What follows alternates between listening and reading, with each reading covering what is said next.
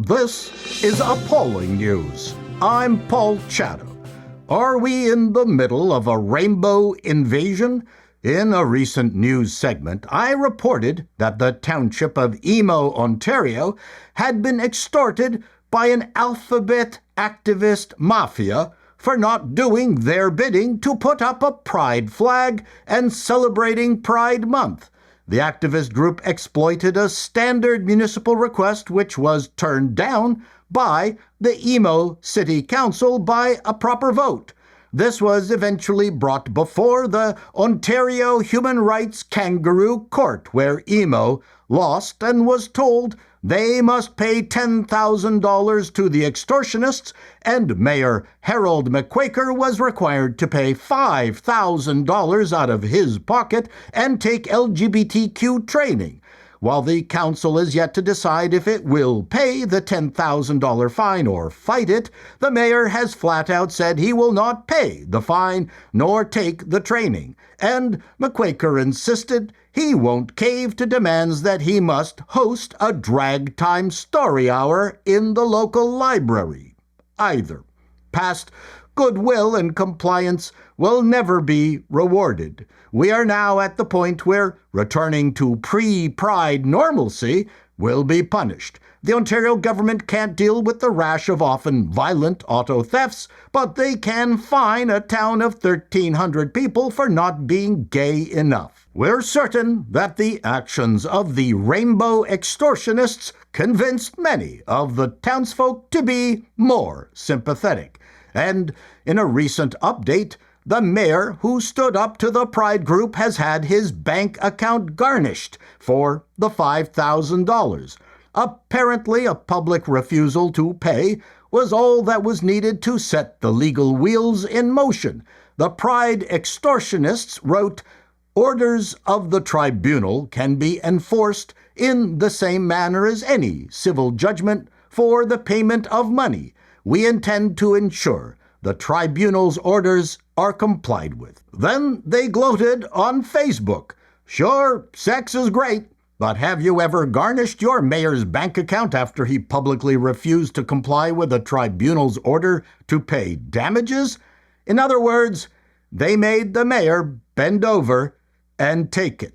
Continuing with news about how to destroy any semblance of sympathy for one's cause, trans activists decided to embarrass Congressional Representative Nancy Mace, who has proposed a bill called the Stop the Invasion of Women's Spaces Act to ban biological men from using women's restrooms, locker rooms, and change rooms in all federally funded facilities by infiltrating one of the washrooms in Congress and recording this choreographed presentation.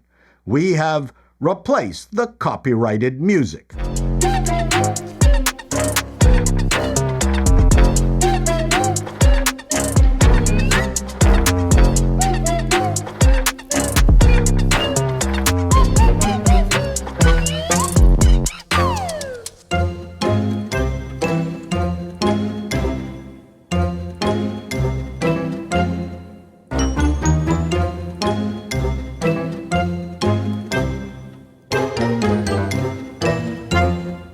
And there is no better way to make your case that penises should be in women's washrooms than performing a second-rate version of the Broadway musical Rent. This craziness also seems to have spread to Mexico, probably because of the North American Free Trade Pact. Trans activists staged a coup in the women's washroom at the University of Mexico.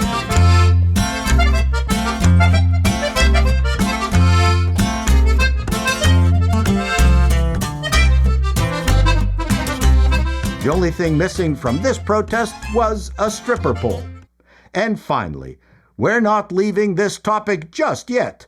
This couple are in front of the American Supreme Court listening for news as the Supremes deliberate whether to ban what is called gender-affirming care for children. What motivated you to come out here today? We're supporting our child, Violet, and her access to the medical care that she needs. Yeah, we're here for her rights and her ability to be who she is. And she's not going to let anybody silence her, and we're not going to stand in her way. In what age do you think most trans kids determine that they're trans? Violet told us when she was 1.5. She's been telling us since she could speak. So she knew since birth. Yes, you heard correctly. Their child Violet knew she was trans from 1.5 years of age. We are also certain that they have a vegan cat that is a week away from death. Sorry, no, we're not done yet. Alex Consani is the first out trans woman to be named Model of the Year at the Fashion Awards presentation at the Royal Albert Hall in London. For the event, Consani wore a corseted dress featuring a Union Jack draping.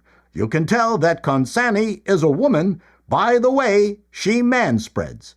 As we always say here at Appalling News, men make the best women. This is Appalling News, and that's the way it is.